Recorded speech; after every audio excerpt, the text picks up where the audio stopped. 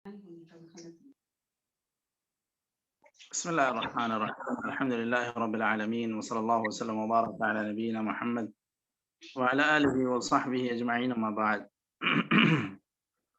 ہم لوگ عمدۃ الاحکام للامام المقدسی اس کتاب کو پڑھ رہے ہیں اور اس میں ہم لوگ کتاب اللباس پڑھنے جا رہے ہیں۔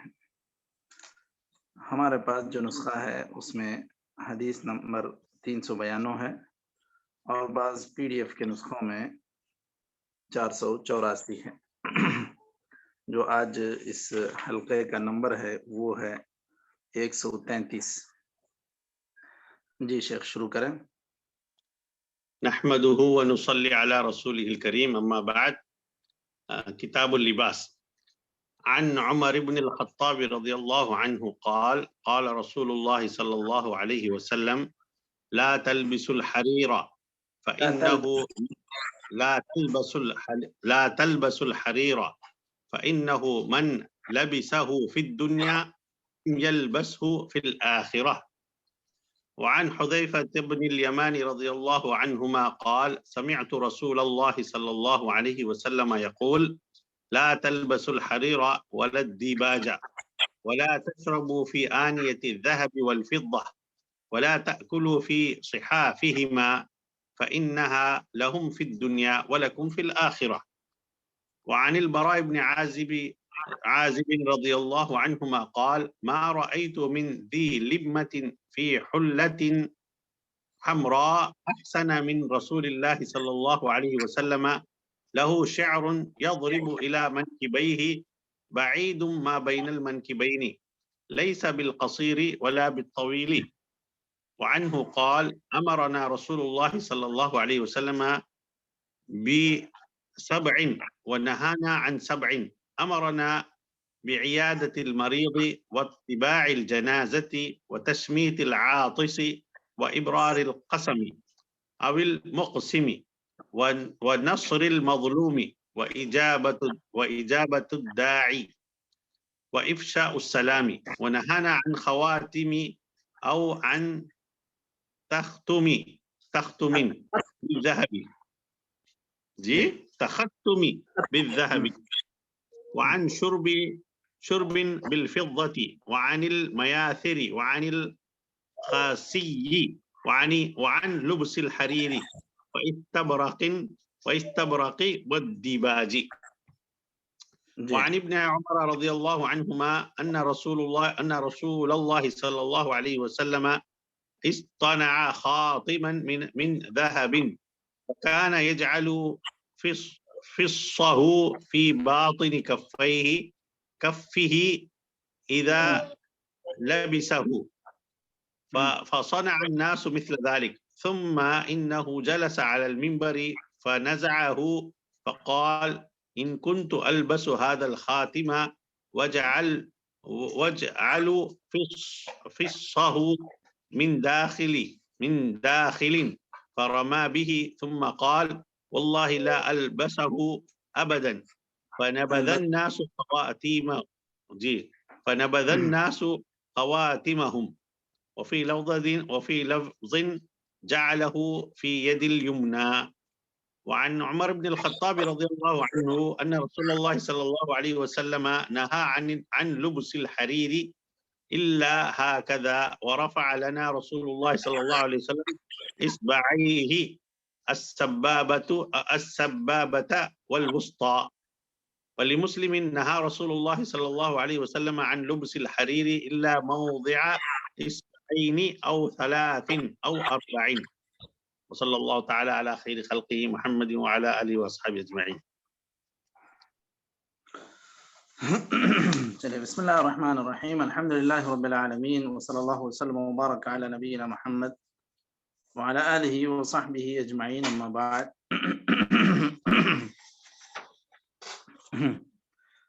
ہم لوگ عمدۃ الاحکام للامام المقدسی اس کتاب میں کتاب اللباس پڑھ رہے ہیں، اور کتاب اللباس میں ہم لوگ حدیث نمبر 392 ہمارے اعتبار سے، ہمارے نسخے کے اعتبار سے، بعض PDF کے نسخوں میں 484 ہے۔ حدیث ہے کہ حضرت عمر بن الخطاب رضی اللہ عنہ روایت کرتے ہیں کہ نبی کریم صلی اللہ علیہ وسلم نے فرمایا تم ریشم نہ پہنا کرو، کیونکہ جو آدمی دنیا میں اسے پہنے گا آخرت میں اسے وہ نہیں پہن پائے گا۔ اور اسی طرح اس کے بعد والی حدیث بھی اسی مفہوم کو بیان کرتی ہے کہ حضرت حذیفہ بن یمان رضی اللہ عنہ روایت کرتے ہیں نبی کریم صلی اللہ علیہ وسلم نے فرمایا، وہ کہتے ہیں کہ میں نے نبی کریم صلی اللہ علیہ وسلم کو فرماتے ہوئے سنا کہ تم ریشم نہ پہنا کرو، دیباج بھی اسی قسم کے ریشم ہی کے قسم کا ایک کپڑا ہے، ولا تشربوا فی آنیۃ الذهب والفضہ، اور اسی طرح سونے چاندی کے برتن میں بھی تم نہ پیا کرو اور نہ ہی اس میں کھایا کرو۔ صحاف کہتے ہیں برتنوں کو۔ اور فإنها لهم في الدنيا ولكم في الآخرة، اس کی وجہ آپ صلی اللہ علیہ وسلم نے یہ بیان کی کہ یہ کفار کے لیے دنیا میں ہے اور ہمارے لیے آخرت میں ہے۔ تو یہاں دیکھیے لباس کل ما یلبس فہو لباس، آپ جو بھی پہنتے ہیں چاہے وہ بدن کے کسی بھی حصے میں پہنتے ہیں، چاہے وہ امامہ ہو، چاہے وہ چپل ہو، چاہے وہ کپڑا ہو، چاہے وہ انگوٹھی ہو، چاہے ٹوپی ہو، چاہے اسی طرح گھڑی ہو، کوئی بھی چیز، انگوٹھی ہو، یہ ساری چیزیں کتاب اللباس میں مروی ہیں، مذکور ہیں، کیونکہ یہ ساری چیزیں پہنی جاتی ہیں۔ اور یہاں پر آپ صلی اللہ علیہ وسلم نے یہ بھی ذکر کیا کہ ریشم نہیں پہننا چاہیے، کیونکہ ریشم یہ ایک طرح سے نرم لباس ہے اور مرد حضرات سے گویا کہ جفاکشی مطلوب ہے، نرمی یا نازک پن یہ جو ہے عورتوں سے مطلوب ہے۔ تو ایک تو یہ کہ اس میں عورتوں سے بھی مشابہت ہوتی ہے، اور اس کے علاوہ جو آپ صلی اللہ علیہ وسلم نے صراحت کے ساتھ یہاں پر اس کی وجہ بیان کی کہ یہ کفار کے لیے دنیا میں اور مسلمانوں کے لیے آخرت میں۔ اسی طرح آپ صلی اللہ علیہ وسلم نے یہاں پر جو دوسری بات بیان کی کہ ذهب اور فضہ کے برتنوں میں، سونے چاندی کے برتنوں میں پینا، استعمال کرنا، کھانا، یہ سب منع ہے، یہ بھی دنیا میں ہمارے لیے نہیں، انہی کے لیے ہے، آخرت میں ہمارے لیے یہ ساری چیزیں نصیب ہوں گی۔ اب اس حدیث سے جو مسائل مستنبط ہو رہے ہیں اس میں سب سے پہلی بات یہ ہے کہ مرد حضرات کے لیے، امت محمدیہ کے مرد حضرات کے لیے ریشم منع ہے، اور عورتوں کے لیے یہ مباح ہے، کیونکہ ان کے لیے زینت مطلوب ہوتی ہے، اور ان سے یہ مطلوب ہے کہ وہ نرم و نازک لباس اختیار کریں، نرم و نازک چیزیں استعمال کریں، تاکہ وہ ان کے زینت کے لیے بہتر دکھائی دیں۔ باقی مرد حضرات کے لیے یہ چیزیں زیب نہیں دیتی۔ اسی طرح جب کھانا پینا یہ دونوں ہی چیزیں سونے اور چاندی کے برتنوں میں منع ہیں، تو ان کا دیگر چیزوں کے استعمال میں لانا یہ بھی منع ہے۔ جیسے سونے کا پین رکھ لیے، یا پھر اور کوئی چیز، سونے کی گھڑی ہی رکھ لیے، یہ ساری چیزیں بھی منع ہے۔ اب اس ضمناً اگر کوئی گھڑی جس کے اندر کے کانٹے سونے کے ہیں تو پھر وہ سونے کا حکم نہیں رکھتی، اس میں ضمناً سونا استعمال کیا گیا، ورنہ 99% اس کے اندر وہ لوہا ہی ہے، صرف کچھ پرسنٹ وہ جو 1% سونا ہے تو وہ 1% کا اعتبار نہیں ہوگا، یہ خاص کر پہننے اور یہ استعمال کی چیزوں میں، کیونکہ نبی کریم صلی اللہ علیہ وسلم کا ایک برتن ٹوٹ گیا تو آپ صلی اللہ علیہ وسلم نے اس کی مرمت کروائی، تو چاندی کو پگھلا کر اس کو جوڑا، تو اس طرح ایک استعمال کی چیز میں آپ چاندی استعمال کریں، اس کی اجازت ہے۔ اسی طرح جو انسان ضرورت محسوس کرتا ہے دانت وغیرہ بنوانے کی وہ بھی بنوا سکتا ہے، کیونکہ وہ پوری طرح سونا گویا کہ نہیں پہن رہا. اس کے منہ میں تو 32 دانت میں ایک جو ہے سونے کا ہے، اور وہ بھی وہ کسی انسان کے لیے دوسرے چیزیں سوٹ نہیں ہوتی تو پھر وہ ایسے اس کو بنانا پڑتا ہے. ورنہ جن لوگوں کو اب اس کے علاوہ بھی دھات سے بنائے گئے دانت سوٹ ہو جاتے ہیں، وہ اس کو استعمال کرنے کی بھی ضرورت نہیں پڑے گی.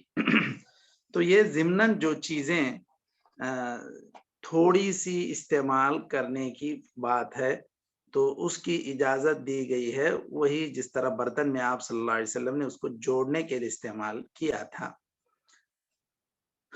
باقی اس کا پورا برتن پیالہ سونے کا ہو تو ایسے میں کھانا پینا دونوں حرام ہے. یہ کھانا پینا استعمال کرنا یہ دونوں مرد حضرات کے لیے بھی عورتوں کے لیے بھی، اور پہننا اوڑھنے میں سونا عورتوں کے لیے جائز ہے، مردوں کے لیے حرام ہے.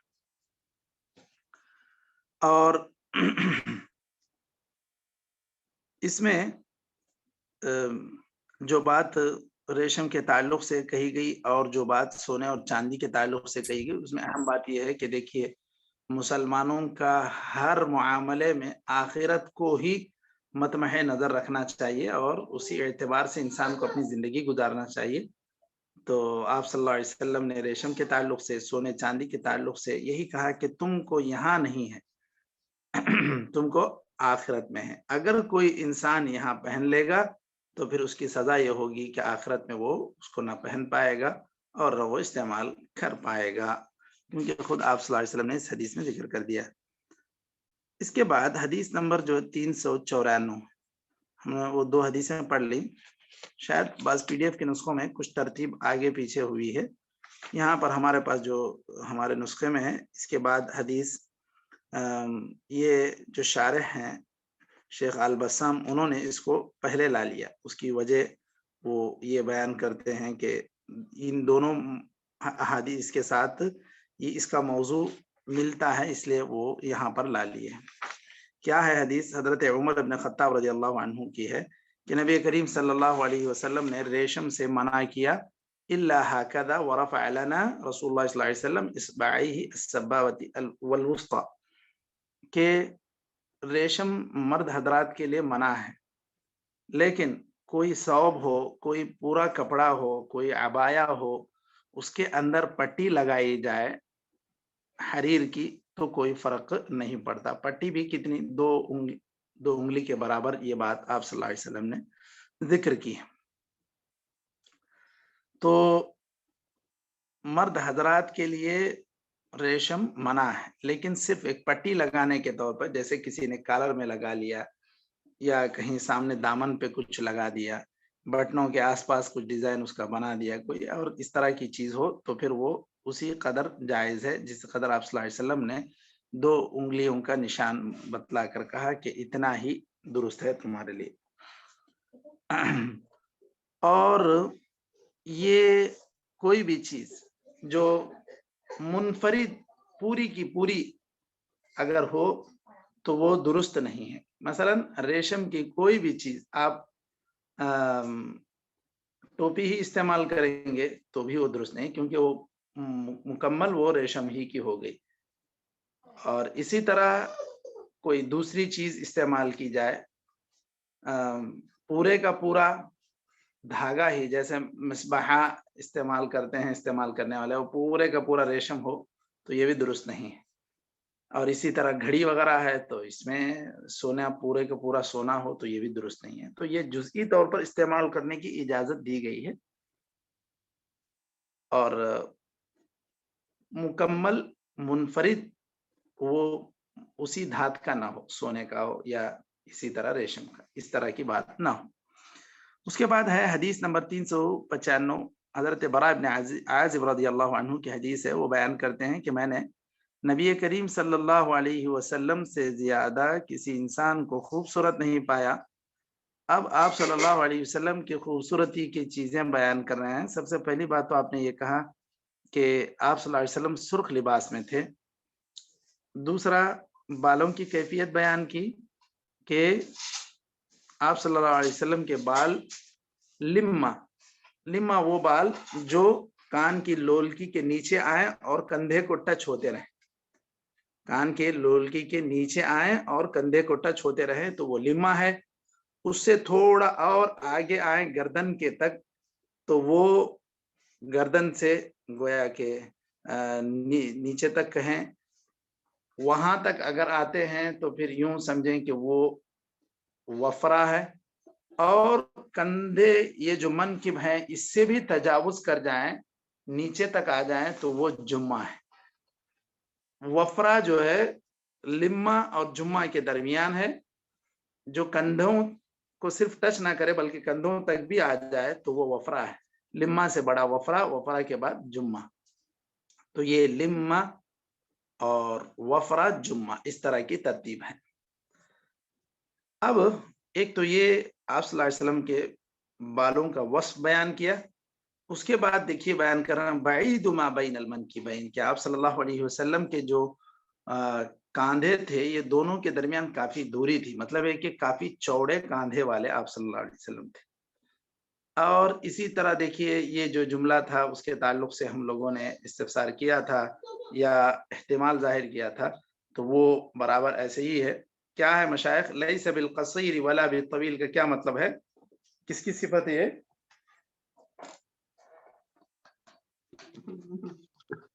آپ کی قد و قامت سے صلی اللہ علیہ وسلم، آپ صلی اللہ علیہ وسلم کے قد و قامت کے تعلق سے یہ کہا جا رہا ہے، نہ آپ انتہائی لمبے تھے اور نہ ہی ایک دم سے پست قد تھے، یہ دونوں کے درمیان آپ صلی اللہ علیہ وسلم کا قد تھا. تو یہ خود بھی آپ صلی اللہ علیہ وسلم کے گویا کی خوبصورتی کی ایک علامت. اب یہاں پر دیکھیے جو بات کہی گئی سرخ لباس کی یا لال لباس کی، تو اس کی توجیہ کیا ہے مشائخ؟ کیا خالص لال تھا یا پھر کیسے تھا؟ دھاری دار تھا ہوگا شیخ، یا لال مائل تھا ہوگا. اور کچھ؟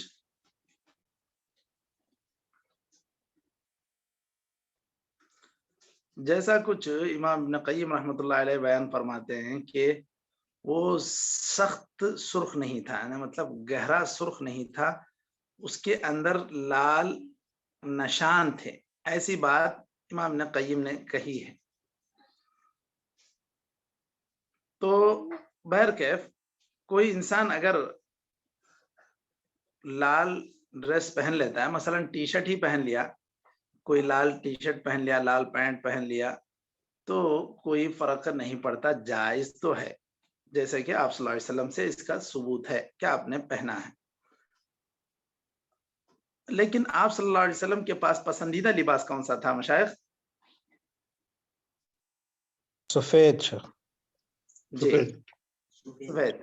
جی آپ صلی اللہ علیہ وسلم نے کہا البسوا من ثيابكم البياض وكفنوا فيها موتاكم، کہ تم لوگ سفید لباس پہنو، اسی میں میت کو کفن دو.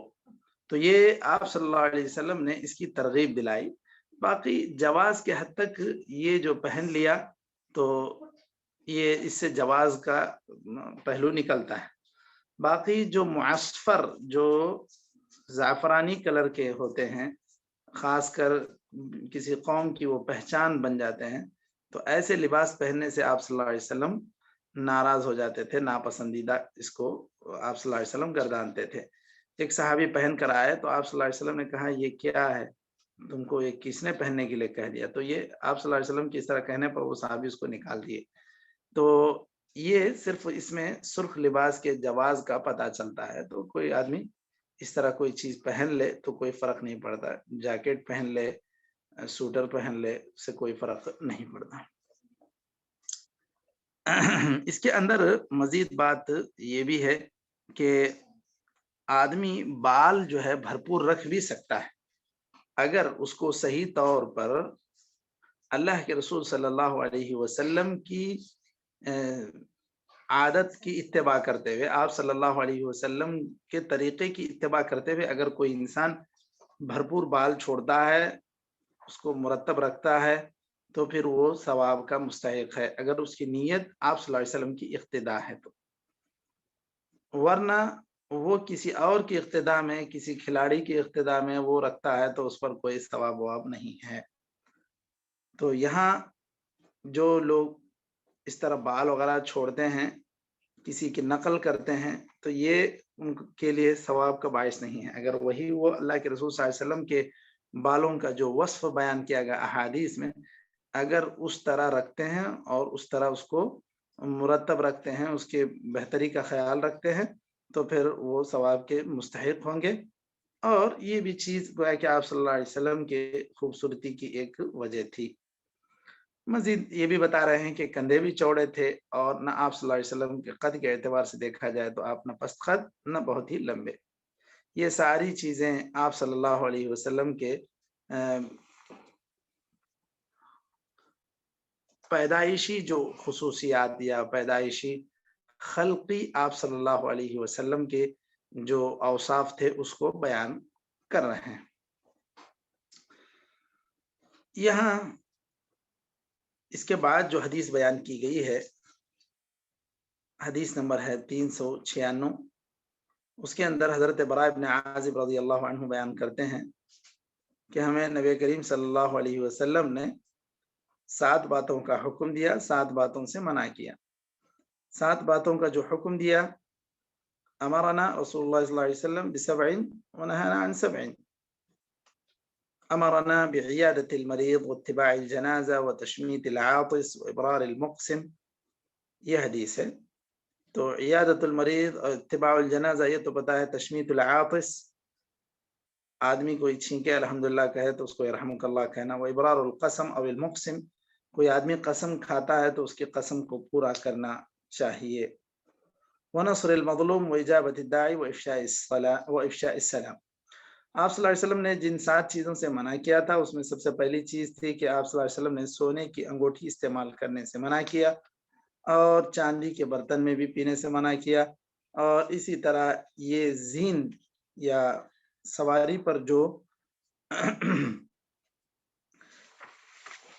चादर या उसका टुकड़ा जो इस्तेमाल किया जाता है, वो अगर इस एतबार से कि रेशम का उसमें इस्तेमाल किया गया हो, रेशमी हो, तो फिर उसको मना किया गया है। मयासिर वही है जो वो कपड़ा रेशम का जो सवारी के पीठ पर डाला जाता है।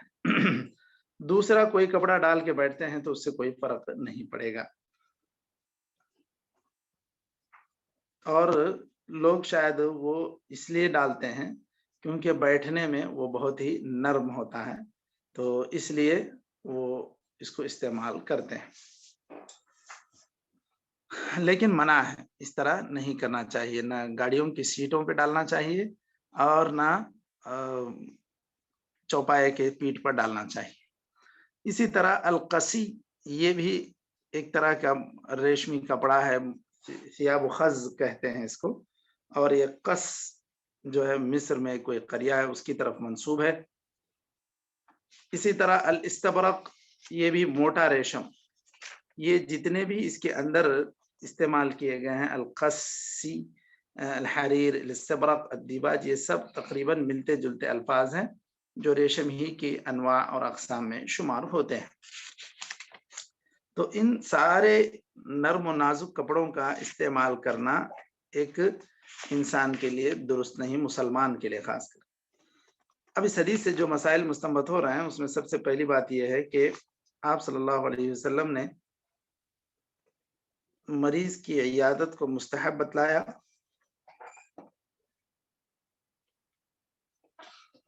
लेकिन अगर ये मरीज कोई अपना बाप हो या माँ हो तो फिर ऐसी सूरत में ये वाजिब हो जाएगी, क्योंकि माँ बाप का ख्याल करना ये मुस्तहब्बात में से नहीं आता बल्कि ये वाजिबात में से आता है। तो यूं तो कोई पड़ोसी बीमार हो जाए, कोई रिश्तेदार बीमार हो जाए तो आपको इयादत के लिए पहुंचना ये एक मुस्तहब है, सवाब का बाइस है। माँ बाप अगर बीमार हो जाते हैं तो फिर ऐसी सूरत में ये वाजिब के दर्जे तक पहुंच जाएगा, क्योंकि वालिदैन का ख्याल करना, उनकी बीमार पुरसी करना یہ واجبات مسلم میں شامل ہیں۔ اسی طرح اس حدیث سے جو مسئلہ معلوم ہوتا ہے، جنازے کے پیچھے پیچھے جانا اور اس کے لیے جنازے کی نماز پڑھنا، اس کے دفن تک اس کے ساتھ رہنا، یہ مستحب ہے۔ اگر کوئی آدمی جنازے کی نماز پڑھ کے واپس ہو جاتا ہے کسی وجہ سے تو بھی مسئلہ نہیں۔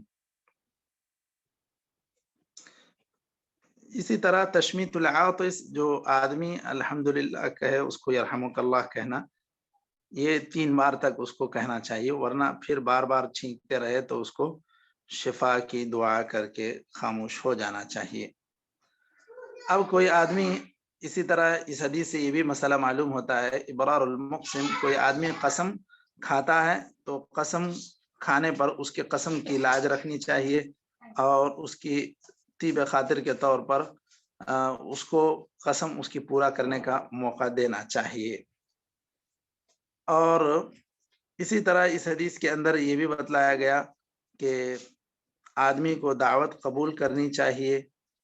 اگر کوئی شادی کی ولیمے کی دعوت ہے تو وہاں پر دعوت قبول کرنا واجب ہوگا، اور اگر وہاں کوئی منکر ہوتا ہے اور آپ اس میں انکار منکر کی طاقت بھی نہیں رکھتے ہیں تو پھر ایسی صورت میں آپ پر واجب نہیں ہے۔ لیکن اگر آپ انکار منکر کی طاقت رکھتے ہیں، وہاں انکار کر سکتے ہیں، آپ جا کے ان کو سمجھا سکتے ہیں تو سمجھائیں، ورنہ اس طرح منکرات جہاں ہوتے ہیں آپ وہاں خوش دلی سے جا کر خوش دلی سے واپس آ جائیں، یہ درست نہیں ہے۔ اور یہ خاص کر شادی یا ولیمے کی دعوت میں شرکت کرنے کی آپ صلی اللہ علیہ وسلم نے تاکید کی، کیونکہ اس کی وجہ سے لوگوں کے دلوں میں کینہ جنم لیتا ہے کہ یہ ہماری خاص مناسبت میں تشریف نہیں لائے۔ اس وجہ سے آپ صلی اللہ علیہ وسلم نے اس کی خاص تاکید کی ہے۔ اور اس حدیث سے وہ بات جو پرانی 2 حدیثوں سے جو باتیں معلوم ہو رہی ہیں کہ مرد حضرات کے لیے سونا اور ریشم درست نہیں ہے، عورتوں کے لیے درست ہے، یہ بات یہاں پر ذکر کی گئی ہے۔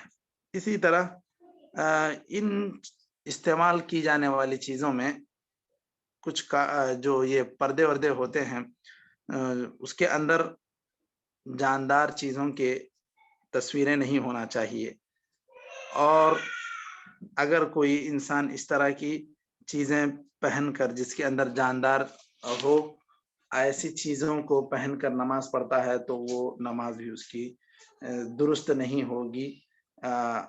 اگر یہ ساری چیزیں اس کے بدن پہ رہتی ہیں جب وہ نماز پڑھتا ہے، مثلا جو ہے ریشم کا کپڑا پہن کے نماز پڑھا تو کیا نماز ہوگی یا نہیں ہوگی؟ تو علماء کا خیال ہے کیونکہ یہ حرام چیز کو پہن کر نماز پڑھا ہے، اس لیے نماز بھی درست نہیں ہوگی۔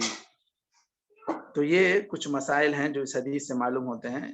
مزید اس میٹنگ میں 2 منٹ باقی ہیں، 2 منٹ میں ایک حدیث اور جو تھی، آپ صلی اللہ علیہ وسلم نے حدیث نمبر 397، آپ صلی اللہ علیہ وسلم نے سونے کی ایک انگوٹھی بنوائی تھی اور اس کا نگینہ جو تھا وہ اندر کی طرف آپ صلی اللہ علیہ وسلم نے رکھا تھا، تو مطلب اوپر نہیں نظر آتا تھا، اندر وہ اس کا نگینہ تھا۔ فص اسی کو کہتے ہیں، چاہے کنکر کا ہو چاہے کسی اور چیز سے ہو۔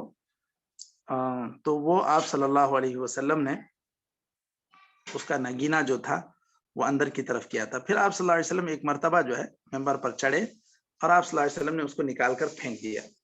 جب آپ صلی اللہ علیہ وسلم کے صحابہ نے دیکھا کہ آپ صلی اللہ علیہ وسلم نے نکال کر پھینکا تو سب لوگ نکال کر پھینکے۔ آپ صلی اللہ علیہ وسلم نے کہا واللہ لا البسه ابدا، پھر کبھی میں اس کو نہیں پہنوں گا۔ اور آپ صلی اللہ علیہ وسلم کو یہ جو پہنا، آپ صلی اللہ علیہ وسلم کے پہننے کا عمل ہے، اس کے نسخ سے پہلے، اس کے منسوخ ہونے سے پہلے یہ چیز ثابت ہے، ورنہ جب آپ صلی اللہ علیہ وسلم نے ایک مرتبہ پھینک دیا اور بتلا دیا کہ یہ میں پہنا کرتا تھا، ممبر پر چڑھے ہو کر علی اعلان آپ نے یہ بتلایا کہ یہ درست نہیں ہے، تو پھر آپ صلی اللہ علیہ وسلم نے پھر کبھی نہیں پہنا۔ یہ سونے کی انگوٹھی تھی۔ اب آپ صلی اللہ علیہ وسلم کو جب حکم ملا کہ مرد حضرات کے لیے سونا درست نہیں، تو آپ صلی اللہ علیہ وسلم نے اس کو نکال کر پھینک دیا۔ اس حدیث سے یہ بات بھی معلوم ہوتی ہے کہ صحابہ کرام کس قدر اونچے مرتبے والے ہیں کہ جیسے ہی آپ صلی اللہ علیہ وسلم کو عمل کرتے ہوئے دیکھتے ہیں فوراً اس پر عمل کرتے ہیں، اور اس میں مزید کسی تاکید کا یا کسی اور حکم کا انتظار نہیں کرتے. جب دیکھے کہ آپ صلی اللہ علیہ وسلم نے نکال کر پھینک دیا تو صحابہ نے نکال دیا. اسی طرح آپ صلی اللہ علیہ وسلم سے وہ نماز کے موقع پر بھی جب انہوں نے دیکھا کہ آپ صلی اللہ علیہ وسلم چپل نکالے ہیں تو اب خود تمام صحابہ بھی چپل نکال دیے. حالانکہ آپ صلی اللہ علیہ وسلم نے بعد میں پوچھا کہ میرے چپل میں تو کچھ لگا تھا، آپ لوگ کیوں نکالے؟ تو انہوں نے کہا کہ ہم نے آپ کو دیکھا کہ نکال دیے ہیں تو ہم بھی نکال دیں. تو یہ ساری چیزیں صحابہ کرام کی فضیلت کو بیان کرتی ہیں. تو یہاں تک کتاب اللباس آج ختم ہو گیا. انشاءاللہ اس کے بعد کے حلقے میں کتاب الجہاد ہم لوگ پڑھتے ہیں. نکتفی بہذا القدر. صلی اللہ وسلم وبارک علی نبینا محمد وعلی آلہ وصحبہ اجمعین. السلام علیکم ورحمۃ اللہ وبرکاتہ.